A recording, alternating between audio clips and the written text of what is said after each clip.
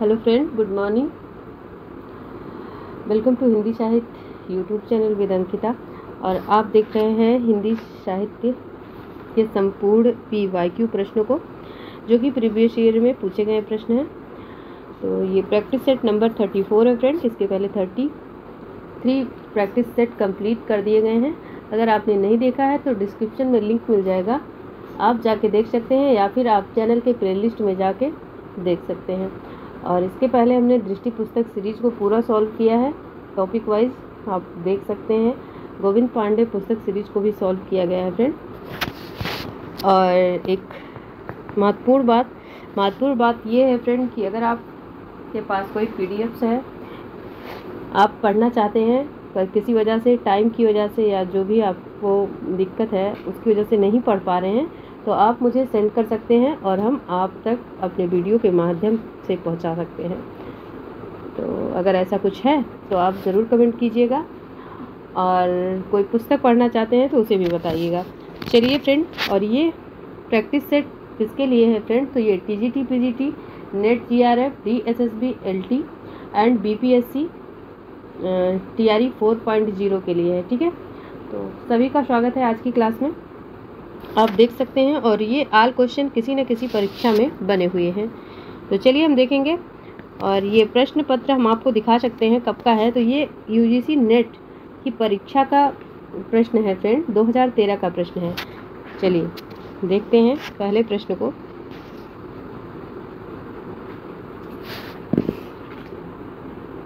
हिंदी साहित्य के प्रथम इतिहासकार हैं जॉर्ज ग्रियर्सन, रामचंद्र शुक्ल, शिव सिंह सेंगर या फिर गारसादत्त ताशी। तो हिंदी साहित्य के प्रथम इतिहासकार पूछा गया है। तो हिंदी साहित्य के प्रथम इतिहासकार कौन है? गारसादत्त ताशी हैं friend. Option D is right answer.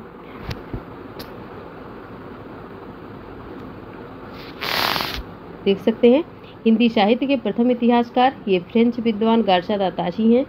इन्होंने फ्रेंच भाषा में इस्तवार द लेत्युर एंदुई हिंदुस्तानी नामक इतिहास ग्रंथ लिखा, जिसका प्रथम भाग 1839 में तथा द्वितीय भाग 1847 में प्रकाशित हुआ, और दूसरा संस्करण 1871 ईस्वी में आया।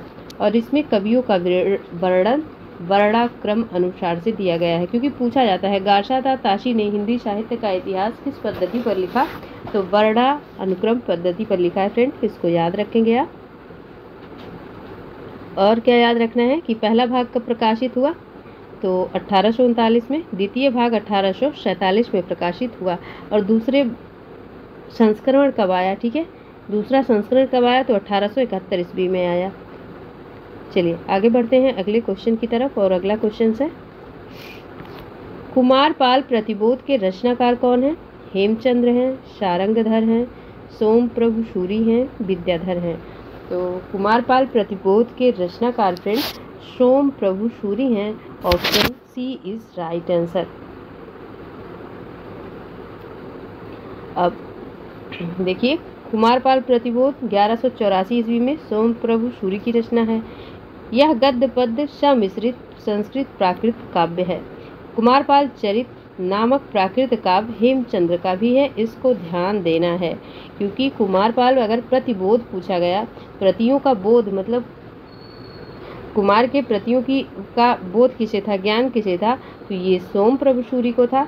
लेकिन उनके चरित्र का ज्ञान किसको था, तो ये हेमचंद्र को था। ऐसे कुछ रिलेट करके आप याद रख सकते हैं। ठीक है, तो कुमारपाल चरित किसका है, तो ये काव्य हेमचंद्र का है, और प्रतिबोध किसका है, तो सोमप्रभु सूरी का है। नेक्स्ट प्रश्न को देखेंगे।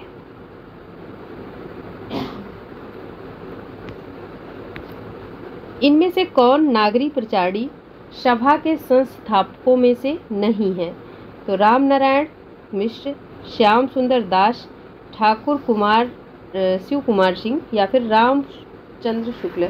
तो आप देखेंगे राम नारायण मिश्र भी थे, श्याम सुंदर दास भी थे, और ठाकुर कुमार सिंह भी थे, लेकिन रामचंद्र शुक्ल नागरी प्रचारी सभा के संस्थापकों में से नहीं थे। ठीक है, और नागरी प्रचारी सभा की स्थापना कब हुई, तो 1893 ईस्वी में हुई। संस्थापक सदस्य मुख्यतः तो 3 ही थे, वैसे थे बहुत लोग, लेकिन मुख्य रूप से 3 ही थे। पहले थे राम नारायण मिश्र, 1900 में श्याम सुंदर दास, इसके बाद शिव कुमार सिंह रहे थे। रामचंद्र शुक्ल इसमें सम्मिलित नहीं थे। अगला प्रश्न देखेंगे, और अगला प्रश्न है फ्रेंड, इनमें से कौन वैष्णव भक्ति का आचार्य नहीं है? शंकराचार्य, रामानुजाचार्य, वल्लभाचार्य या फिर मध्वाचार्य? तो बहुत ही सिंपल क्वेश्चन है friend. Option A is right answer, Shankaracharya. ठीक है, ये वैष्णव संप्रदाय से नहीं थे, तो किस संप्रदाय से थे आइए देखते हैं। तो शंकराचार्य वैष्णव नहीं थे। इन्होंने ज्ञान भक्ति निर्गुण सगुण का विरोध करते हुए निर्गुण ब्रह्मा से ज्ञान को संबद्ध किया, और ये अद्वैतवादी सिद्धांत से जुड़े थे फ्रेंड, और इन्होंने अद्वैतवाद सिद्धांत का प्रवर्तन किया। स्मार्त संप्रदाय की स्थापना की, इसमें इन्होंने पंचदेव उपासना की व्यवस्था की। रामानुजाचार्य वैष्णव भक्ति के आद्य आचार्य माने जाते हैं। ठीक है, तो शंकराचार्य कौन से संप्रदाय के स्थापना किए फ्रेंड? एक तो ये अद्वैतवादी सिद्धांत का प्रवर्तन किए और स्मार्त संप्रदाय की स्थापना की इन्होंने। चलिए आगे देखते हैं।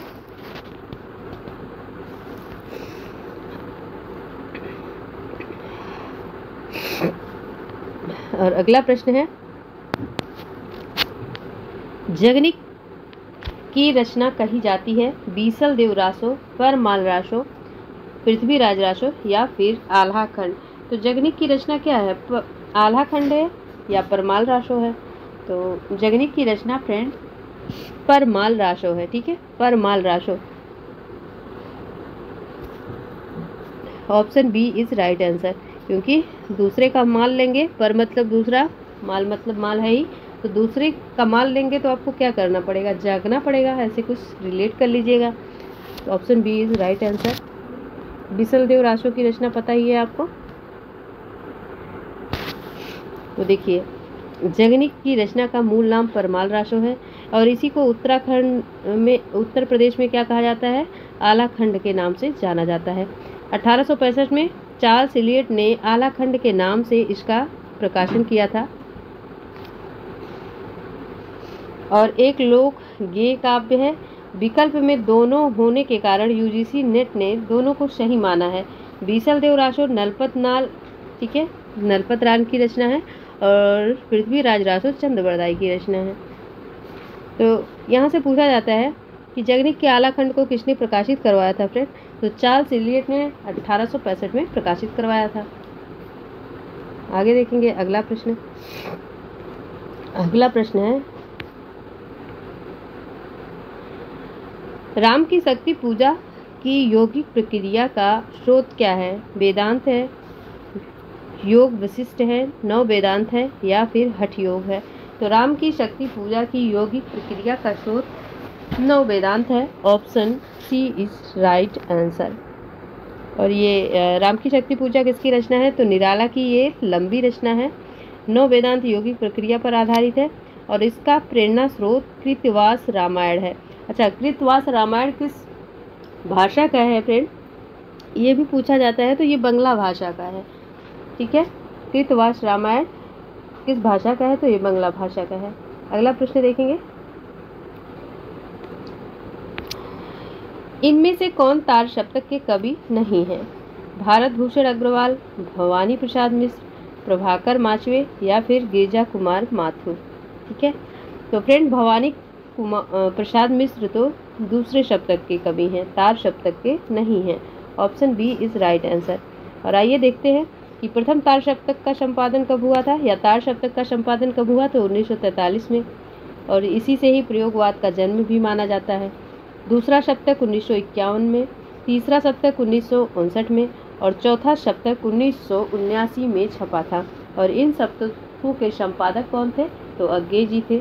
ठीक है, आगे बढ़ते हैं अगले प्रश्न की तरफ।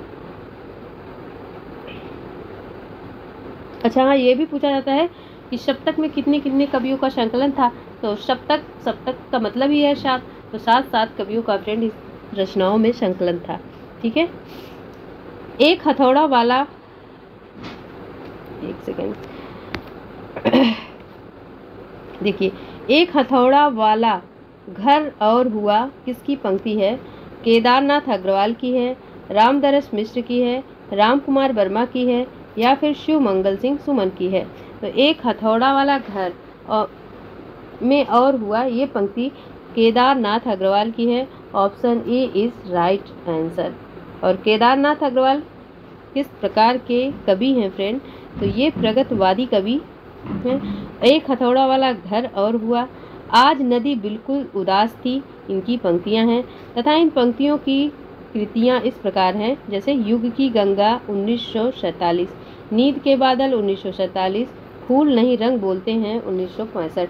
तो फूल नहीं रंग बोलते हैं, नींद के बादल, युग की गंगा, ये सब किसकी काव्य कृतियां हैं? केदारनाथ अग्रवाल की। ठीक है, चलिए आगे देखेंगे अगला प्रश्न। और अगला प्रश्न देख लीजिए, ऑप्शन हम यही दे देंगे फ्रेंड। चलिए हम 2 ऑप्शन आपको यही दे देंगे। प्रयोगवाद को बैठे ठाले का धंधा किसने कहा है? यहाँ पे हम दे रहे हैं राम स्वरूप चतुर्वेदी,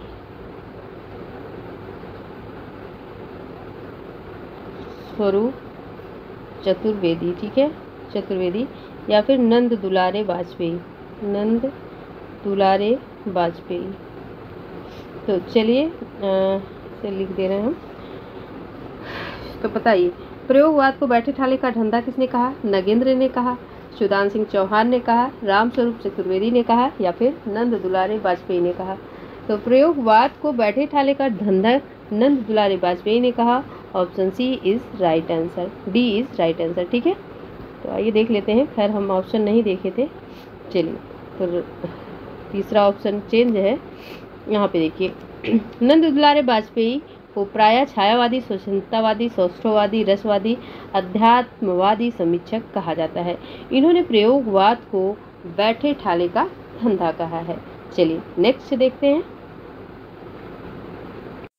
चलिए प्रश्न संख्या 10 है और देखते हैं आज हम कितने प्रश्न को कंप्लीट कर पाते हैं।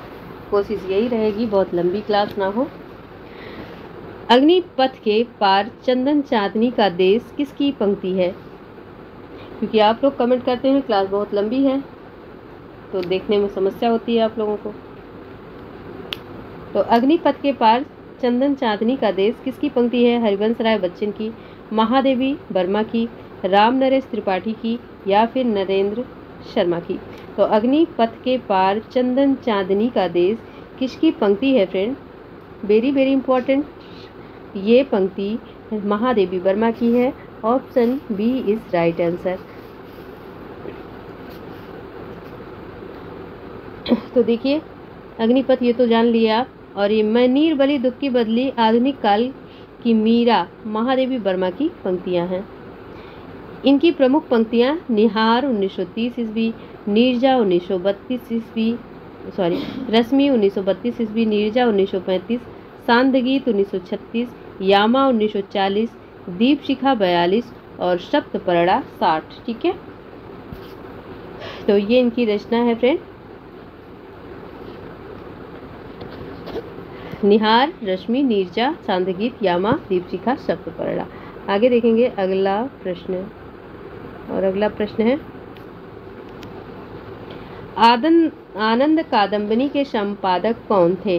बाबू महादेव सेठ, चंद्रधर शर्मा गुलेरी, बद्री नारायण चौधरी प्रेमघन, या फिर अंबिका प्रसाद व्यास? तो आनंद कादम्बिनी के संपादक फ्रेंड बद्री नारायण चौधरी प्रेमघन थे। और ये प्रेमघन कौन से युग के रचनाकार थे? तो भारतेंदु युग के ये रचनाकार थे। आगे देखेंगे, चलिए इसका थोड़ा डिटेल देख लीजिए।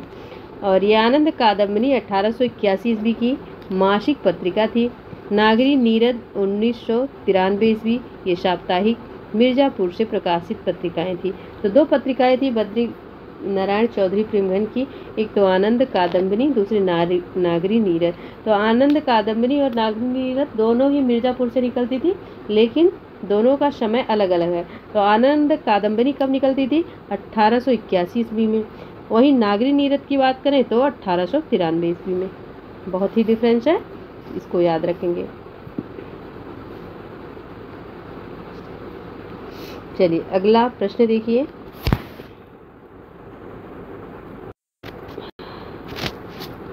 अगला प्रश्न है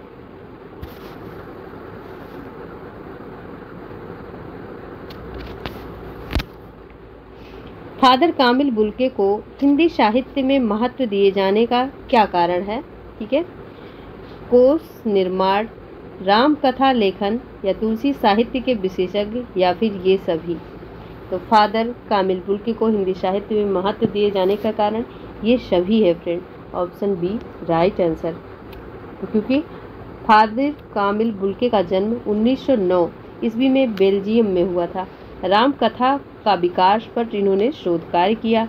राम कथा की उत्पत्ति और विकास, मुक्तिदाता, नया विधान, अंग्रेजी हिंदी शब्दकोश, नीलाक्षी, बाइबिल का हिंदी अनुवाद और तुलसी साहित्य पर इन्होंने विशेष रूप से कार्य किया। 1982 ईस्वी में दिल्ली में इनका निधन हो गया। तो फ्रेंड आप नाम से ही जाहिर है कि ये मुस्लिम थे, लेकिन इन्होंने राम कथा पर शोध कार्य किया। बेल्जियम के रहने वाले थे। बेल्जियम में ही इनका जन्म हुआ 1909 ईस्वी में। ठीक है, और इन्होंने बाइबिल का भी हिंदी में अनुवाद किया। वेरी वेरी मोस्ट इम्पॉर्टेंट बात है। ठीक है, और दिल्ली में ही इनका निधन हुआ। चलिए आगे देखेंगे अगला प्रश्न।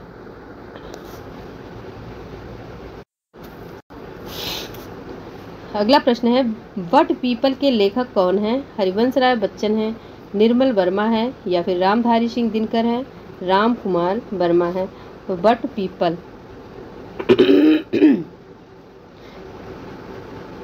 तो वट पीपल के लेखक कौन है फ्रेंड? रामधारी सिंह दिनकर हैं। Option C is right answer.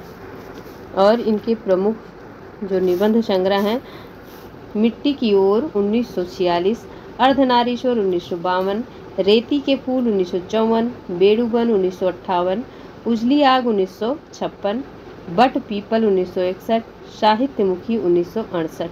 ठीक है, तो ये सारे इनके निबंध संग्रह हैं।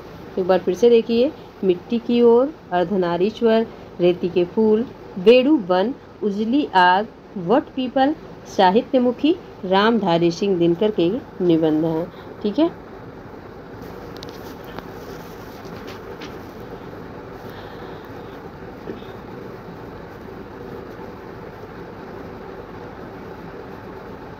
चलिए अगला प्रश्न देखिए। आंसर तो आप देख ही रहे हैं।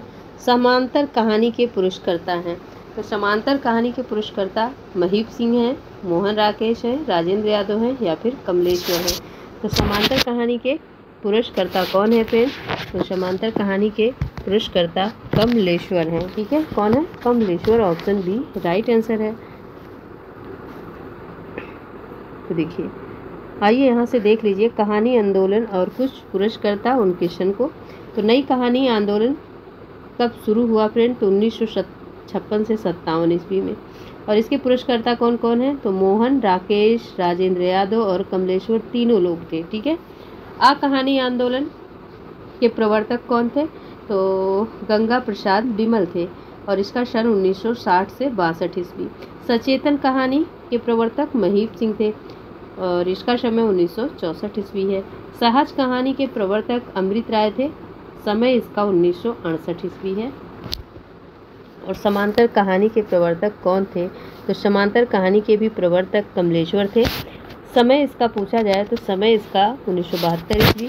सक्रिय कहानी के प्रवर्तक राकेश वत्स थे, समय इसका 1979 ईस्वी। ठीक है, आगे देखेंगे अगले प्रश्न को।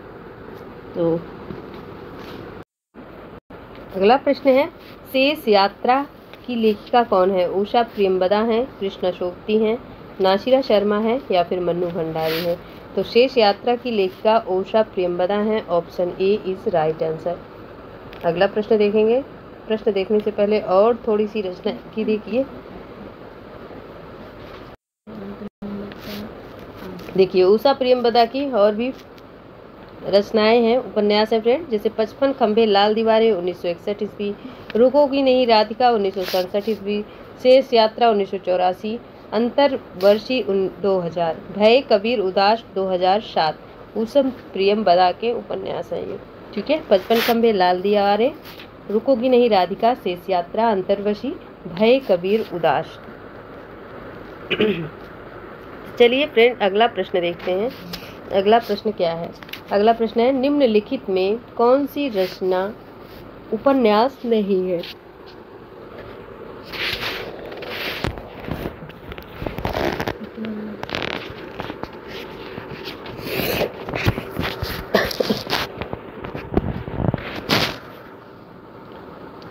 अजय की डायरी नहीं है क्या, एक साहित्यिक की डायरी नहीं है, जयवर्धन नहीं है, या फिर पहला गिरमिटिया नहीं है।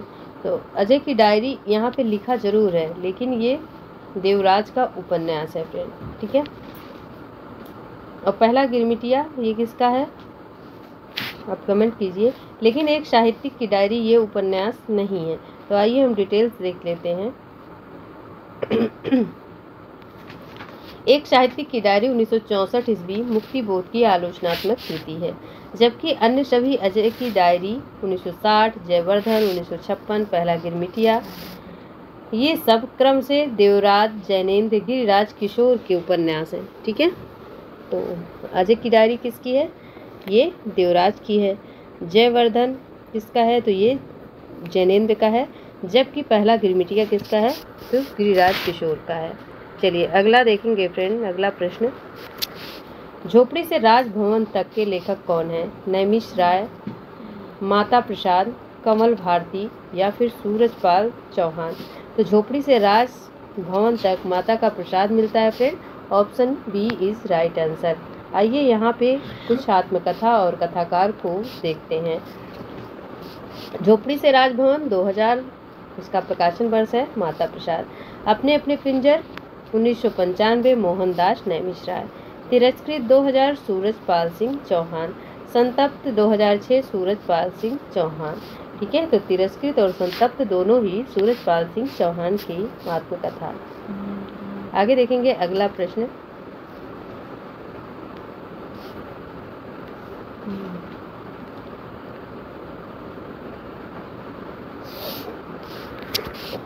अगले जन्म मोहे बिटिया न कीजो की लेखिका कौन है, मधु कांकरिया हैं, अनामिका हैं, उषा राजेश सक्सेना हैं, या फिर मृणाल पांडे हैं। तो फिर फ्रेंड अगले जन्म मोहे बिटिया न कीजो की लेखिका मधु कांकरिया हैं, option A is right answer.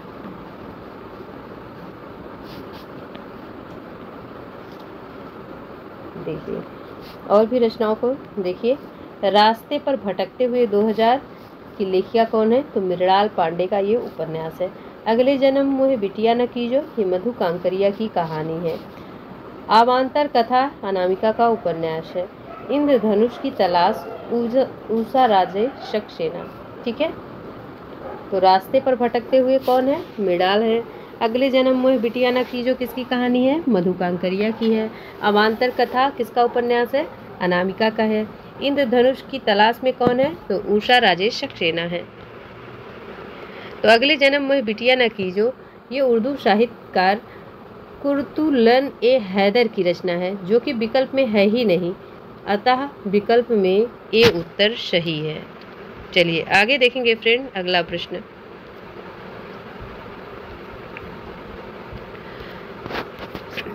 गोबर गणेश उपन्यास के लेखक कौन हैं, रमेश चंद्र शाह हैं, विवेकी राय हैं, शिव प्रसाद सिंह हैं, या फिर शैलेश मटियानी हैं। तो गोबर गणेश उपन्यास के लेखक फ्रेंड रमेश चंद्र शाह हैं, option A is right answer. और भी इनके उपन्यास हैं रमेश चंद्र शाह के, किस्सा गुलाम 1986 ईस्वी, पूर्वापर 1990, आखिरी दिन 1992, पुनर्वास 1995। ये सभी रमेश चंद्र शाह के उपन्यास हैं। गोबर गणेश, किस्सा गुलाम, पूर्वापर, आखिरी दिन, पुनर्वास। अगला प्रश्न देखेंगे और अगला प्रश्न है, आत्माराम की टेटे निबंध में आत्माराम के प्रतीक हैं। वेरी वेरी इम्पोर्टेंट क्वेश्चन है। आत्माराम की टेटे ये क्या है, सबसे पहले यही जानेंगे, ये किस विधा की रचना है। तो ये फ्रेंड प्रश्न में ही उत्तर मिल गया कि ये निबंध विधा की रचना है। तो क्या ये गोविंद नारायण मिश्र की है, गोपाल राम गहमरी की है, या फिर महावीर प्रसाद द्विवेदी की है, या फिर बाल मुकुंद गुप्त की है। तो आत्माराम की टेटे फ्रेंड ये किसकी, आत्मा राम के प्रतीक कौन है इसमें, तो बाल मुकुंद गुप्त हैं, option D is right answer, ठीक है। और देखिए इसके पीछे कहानी भी है। महावीर प्रसाद द्विवेदी ने भाषा और व्याकरण लेख में अनिश्चितता शब्द को लेकर बाल मुकुंद गुप्त ने एक व्यंग लेख लिखा, जिसके प्रति उत्तर में महावीर प्रसाद द्विवेदी ने सर्गो नरक ठिकाना नहीं नामक लेख कल्लू अल हईद के नाम से लिखा। ठीक है, तो महावीर प्रसाद द्विवेदी ने भाषा व्याकरण के लेख में अनिश्चितता शब्द को लेकर बाल मुकुंद गुप्त ने एक व्यंग लेख लिखा। ठीक है, समझे क्या बात। और बाद में गोविंद नारायण मिश्र ने महावीर प्रसाद का पक्ष लेते हुए आत्मा राम की टेटे लिख दिया, और इस लेख में आत्मा राम के प्रतीक कौन है, तो बाल मुकुंद गुप्त है। तो इन्होंने किसका पक्ष ले लिया था, गोविंद नारायण मिश्र ने महावीर प्रसाद द्विवेदी का। एक बार फिर से देखिए, बहुत ही अच्छा स्टेटमेंट है ये। और अगर आपने हिंदी साहित्य का इतिहास आचार्य रामचंद्र शुक्ल की पुस्तक देखा है तो इसमें ये बहुत अच्छे से डिटेल से दिया है। महावीर प्रसाद द्विवेदी ने भाषा और व्याकरण लेख में अनिश्चितता शब्द को लेकर बाल मुकुंद गुप्त ने एक व्यंग्य लेख लिखा, जिसके प्रति महावीर ने उत्तर दिया, और उत्तर में क्या दिया कि स्वर्गो नरक ठिकाना नहीं नामक लेख इन्होंने किस में अच्छा लिख कर दिया, तो कल्लू अल हईद के नाम से लिख कर दिया। बाद में गोविंद नारायण मिश्र ने भी महावीर प्रसाद का पक्ष लिया और इन्होंने क्या लिख दिया, आत्मा राम की टेटे, और जिसमें आत्मा राम का प्रतीक इन्होंने किसको बनाया, तो बाल मुकुंद गुप्त को बनाया। ठीक है, चलिए आगे देखेंगे फ्रेंड अगले प्रश्न को। और अगला प्रश्न है कि आलोचना ग्रंथों का सही अनुक्रम बताना है फ्रेंड। तो सही अनुक्रम कौन सा है, तो सही अनुक्रम आप जान लीजिए, हिंदी नवरत्न, प्रेमचंद और उनका युग, हिंदी साहित्य के 80 वर्ष और छायावाद। ठीक है, तो हिंदी नवरत्न तो ये मिश्र बंधु का है, प्रेमचंद और उनका युग किसका है, तो फ्रेंड ये रामविलास शर्मा का है। हिंदी साहित्य के 80 वर्ष शिवदान सिंह चौहान का है 1954 ईस्वी, नामोर सिंह का है छायावाद 1955 ईस्वी। देखिए यहाँ पे हम सिर्फ आपको चलिए इसको छोड़ देते हैं हम यहाँ पे देखिए।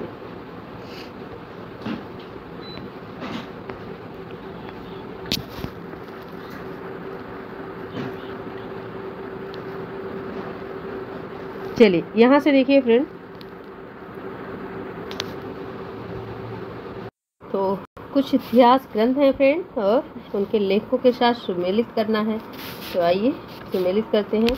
तो हिंदी साहित्य का अतीत किसका है, तो ये विश्वनाथ प्रसाद मिश्र का है, तो 1 का 4 हो गया। हिंदी साहित्य और संवेदना का विकास ये किसका है, तो स्वरूप चतुर्वेदी का है, इसका 1 हो गया। और हिंदी साहित्य का वैज्ञानिक इतिहास तो ये गणपत चंद्र गुप्त का है। और हिंदी साहित्य का आलोचनात्मक इतिहास तो ये राम कुमार वर्मा का है। तो 4, 1, 2, 3 किस ऑप्शन में है, तो 4, 1, 2, 3 फ्रेंड ऑप्शन सी में है। Option C is right answer. यहाँ से आप देख सकते हैं विश्वनाथ प्रसाद मिश्र का है हिंदी साहित्य का अतीत 2 भाग में है। पहला भाग है 1959 ईस्वी में और दूसरा भाग 1960 में है। तो रामस्वरूप चतुर्वेदी का हिंदी साहित्य का संवेदना और विकास, गणपत चंद्र गुप्त ने वैज्ञानिक इतिहास लिखा और राम कुमार वर्मा ने आलोचनात्मक इतिहास लिखा। ठीक है, आगे देखेंगे अगला प्रश्न। और अगला प्रश्न देखिए आप, ये भी सुमेलित करना है क्योंकि ये सुमेलन करने से कई प्रश्न सॉल्व होते हैं। देखिए तो बीजक किसकी रचना है, कबीर की है। अखरावट किसकी है, जायसी की है। भक्तमाल किसका है, नाभा दास का है फ्रेंड। और श्यामा सगाई किसकी है, तो नंद दास की है। तो 2, 1, 4, 3 आइए देखते हैं किस ऑप्शन में है, तो ऑप्शन सी में है। सी इज राइट आंसर, यहाँ से देख लीजिए। ठीक है, तो बीजक 1464 ईस्वी कबीरदास, अखरावट जायसी, भक्तमाल 1585 नाभादास, श्यामा सगाई नंददास, हित 84 हित हरिवंश की रचना है। चलिए देखते हैं अगला प्रश्न क्या है। तो चलिए फ्रेंड यहाँ पे देखिए, यहाँ भी सुमेलित करना है। तो छत्रसाल दशक किसकी रचना है, ये भूषण की है। तो पहले का 3 हो जाएगा। कवि कल्पतरु चिंतामणि की रचना है। ठीक है, भाव विलास देव की रचना है और इश्क लता घनानंद की रचना है। तो क्या हो जाएगा 3, 4, 2, 1। तो 3, 4, 2, 1 किस ऑप्शन में है, तो ऑप्शन डी में है। डी इज राइट आंसर है। ठीक है, यहाँ से देखेंगे आप, तो छत्रसाल दशक के रचनाकार भूषण है, कवि कल्पतरु के रचनाकार चिंतामणि हैं, भाव विलास के देव कवि हैं और भाव विलास किस सन की रचना है, तो 1689 ईस्वी। और इश्कलता घनानंद। और नल दमन के रचनाकार कौन है? तो सूरदास हैं। और सूरदास रीतिकाल के कवि नहीं बल्कि ये भक्ति काल वाले रीतिकाल के कवि हैं। क्या दिया है यह? अच्छा हाँ, ये मतलब भक्ति काल के सूरदास वो अलग थे, ठीक है। ये सूरदास रीतिकाल के हैं, ठीक है। कुछ पंजाबी कवि थे ये। चलिए देखते हैं अगला प्रश्न, और अगले प्रश्न को भी सॉल्व करते हैं, ठीक है।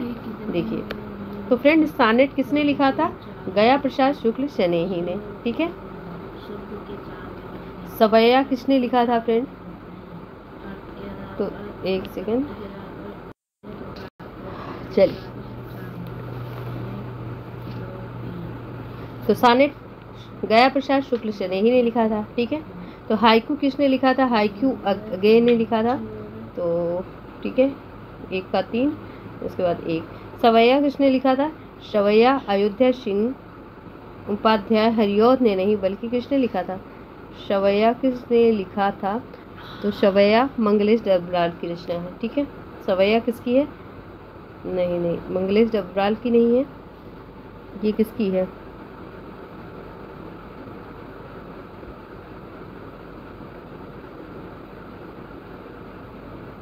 तो मुझे भी कंफ्यूजन है। तो आइए हम आंसर देखते हैं, ठीक है। यहाँ से देखिए, तो मुझे भी थोड़ा कंफ्यूजन हो रहा था।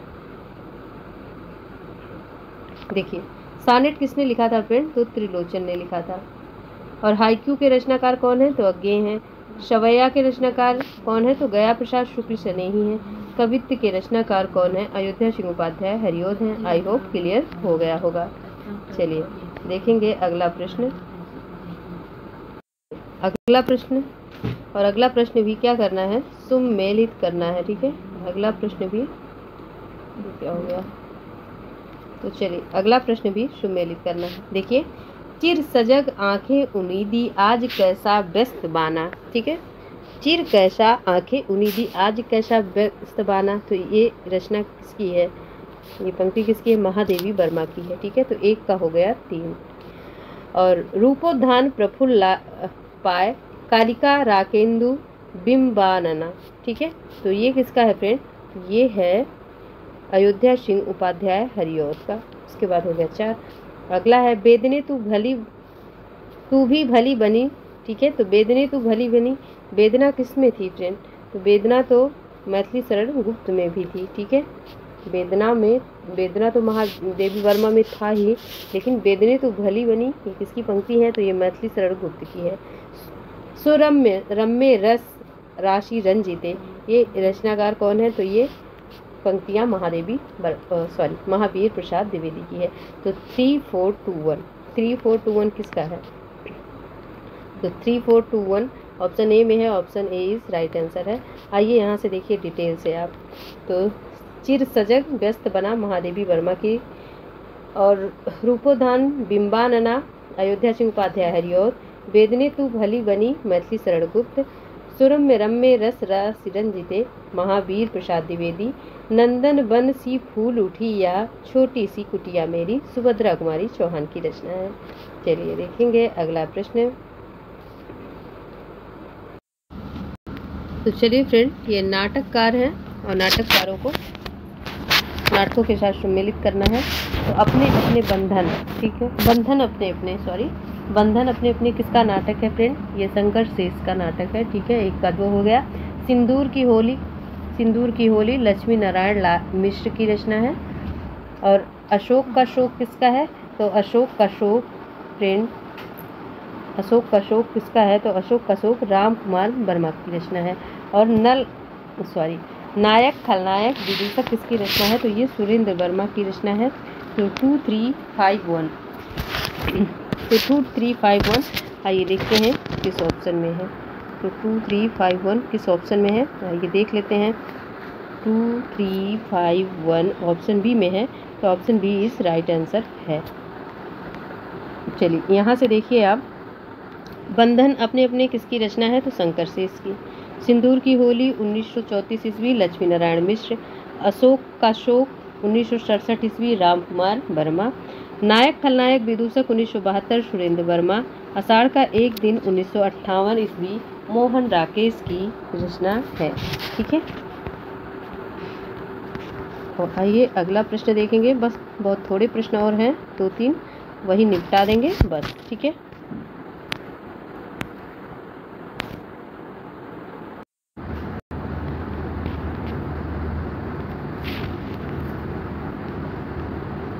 तो अगला प्रश्न है फ्रेंड, निम्नलिखित कहानियों को उनके कहानीकारों के साथ सुमेलित करना है। तो लाल पान की बेगम किसकी रचना है? फणीश्वरनाथ रेणु की। बहुत आसान है। एक औरत की जिंदगी किसकी है? तो एक औरत की जिंदगी राम दरस मिश्र की है। ठीक है, लंदन की रात, लंदन की एक रात किसका है? तो ये निर्मल वर्मा का है। लंदन की एक रात कैसी थी? निर्मल थी। ठीक है, ऐसे आप याद रखेंगे। शव यात्रा, शव यात्रा किसका है फ्रेंड? तो शव यात्रा श्रीकांत वर्मा का है। तो 3124 आइए देखते हैं। 3124 ऑप्शन डी में है। ठीक है, तो option D is right answer. यहाँ से देखेंगे आप, लाल पान की बेगम फणीश्वरनाथ रेणु, एक औरत की जिंदगी रामदरस मिश्र, लंदन की एक रात निर्मल वर्मा, शव यात्रा श्रीकांत वर्मा, जामुन की गुठली कृष्ण बलदेव वैद। ठीक है, चलिए आगे देखेंगे अगला प्रश्न। और अगला प्रश्न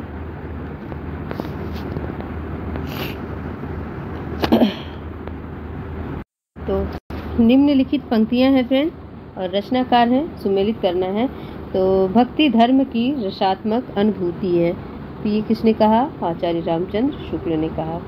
और श्रद्धेय बनने का मतलब नन पर्सन अव्यक्ति को हो जाना है। ये किसने कहा? तो हरिशंकर परसाई ने कहा। तो 4-5 काव्य आत्मा की संकल्पनात्मक अनुभूति किसको थी फ्रेंड? जयशंकर प्रसाद को थी। ठीक है, अच्छा एक सेकंड, यहाँ पे थोड़ा मिस्टेक हुआ, क्योंकि यहाँ पे देखिए मिस्टेक क्या हुआ है। फिर से हम सम्मिलित करते हैं, फिर से देखिए। तो भक्ति की रसात्मक अनुभूति रामचंद्र शुक्ल, दूसरा हो गया। श्रद्धेय बनने का मतलब नॉन पर्सन अव्यक्ति हो जाना है। तो ये किसकी पंक्ति है फ्रेंड? तो ये पंक्ति है किसकी? हरिशंकर परसाई की है। 2-4 हो गया। और काव्य की कल्पनात्मक अनुभूति किसको थी? तो जयशंकर प्रसाद को थी। इसका 5 हो गया। और पंडिताई भी एक बोझ है, तो हजारी प्रसाद द्विवेदी। ठीक है, हजारी प्रसाद द्विवेदी। तो 2451 ऑप्शन डी में है। Option D is right answer. आप यहाँ से देखेंगे, भक्ति धर्म की रसात्मक अनुभूति रामचंद्र शुक्ल, श्रद्धेय बनने हो जाना परसाई, काव्य की संकल्पनात्मक अनुभूति जयशंकर प्रसाद, पंडिताई एक बोझ है किसके लिए? हजारी प्रसाद द्विवेदी के लिए। यह विचार वैसा ही बेतुका जैसा अभी वर्षा में होली गाई जाती है। ये क्या है फ्रेंड? एक सेकेंड, इसको हम फिर से पढ़ देते हैं। यह विचार वैसा ही बेतुका है जैसा अभी वर्षा में होली गाई जाती है। ये पंक्ति किसकी है? तो बाल मुकुंद गुप्त की है। ठीक है, तो फ्रेंड चलिए कुछ क्वेश्चंस हैं, थोड़े क्वेश्चंस और हम देखेंगे, इम्पोर्टेंट है वो। चलिए फ्रेंड ये कुछ प्रश्न हैं। ठीक है, इम्पोर्टेंट प्रश्न हैं। तो महात्मा गांधी विश्व के अद्वितीय पुरुष के लेखक कौन है? गणेश शंकर विद्यार्थी, रामदयाल तिवारी, या फिर रोमा लोला, या फिर काका कालेलकर हैं। इम्पोर्टेंट प्रश्न है, कहीं से हमने इसको स्क्रीनशॉट लिया था, सोचा था आपके लिए इसको हम रखेंगे। ठीक है, तो कौन सा ऑप्शन राइट है फ्रेंड? तो इसमें महात्मा गांधी विश्व के अद्वितीय पुरुष के लेखक हैं, ये रोमा रोला लेखक हैं इसके। ठीक है, option C is right answer. चलिए अगला देखेंगे। अगला है, अग्नि सेतु जीवनी के लेखक हैं विष्णु चंद्र शर्मा, राम निवास जाजू, कमला सांकृत्यायन, या फिर प्रतिभा अग्रवाल। ठीक है, तो फ्रेंड अग्नि सेतु जीवनी के लेखक कौन है?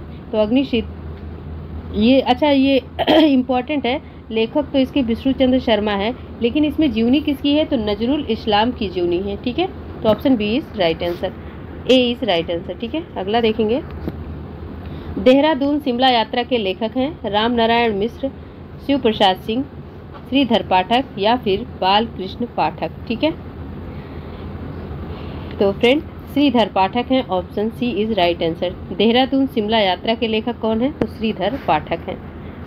आगे देखेंगे, रूस में 46 दिन यात्रा वृत्तांत के लेखक हैं। यशपाल जैन हैं, प्रभाकर माचवी हैं, निर्मल वर्मा हैं या फिर गोपाल प्रसाद व्यास हैं। तो रूस में 46 दिन यात्रा वृत्तांत के लेखक फ्रेंड यशपाल जैन हैं, option A is right answer. अगला देखेंगे, 30 दिन मालवीय जी के साथ संस्मरण के लेखक हैं ओमकार शरद, शिव पूजन सहाय, उपेंद्र नाथ अस्क या फिर राम नरेश त्रिपाठी। तो friend option D is right answer. 30 दिन मालवीय जी के साथ कौन रहे हैं संस्मरण में? तो राम नरेश त्रिपाठी। आगे देखेंगे अगला प्रश्न, और ये अंतिम प्रश्न है साथियों। तो सृजन के सहयात्री संस्मरण के लेखक हैं दूधनाथ सिंह, रविंद्र कालिया, फणीश्वरनाथ रेणु या फिर प्रतिभा अग्रवाल। तो सृजन के सहयात्री कौन है फ्रेंड? रविंद्र कालिया हैं। तो आज यहीं तक है फ्रेंड। ऐसे ही प्रश्नों का संकलन हम आपके लिए लाते रहेंगे, और आप कौन सी बुक पढ़ना चाहते हैं ज़रूर बताएं। यदि आपके पास कोई बुक है, बुक की पीडीएफ्स है या फिर अन्य कोई कुछ भी पढ़ा है मटेरियल जो आप पढ़ना चाहते हैं मेरे वीडियो के माध्यम से, तो ज़रूर आप सेंड करें। टेलीग्राम का ग्रुप डिस्क्रिप्शन लिंक में मिल जाएगा, आप ज्वाइन कर सकते हैं टेलीग्राम लिंक को, जिससे आपको क्लासें निरंतर मिलती रहेंगी। और रिक्वेस्ट है आप चैनल को लाइक, सब्सक्राइब, शेयर जरूर करें। Thank you.